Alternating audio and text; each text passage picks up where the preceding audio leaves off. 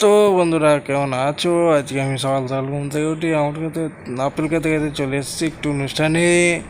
আর এই অনুষ্ঠানের মূল পর্বের দিকে আস্তে আস্তে আমরা এগিয়ে চলেছি এবং আঙুর খেতে খেতে মূল পর্বের অনুষ্ঠানে চলে এসেছি।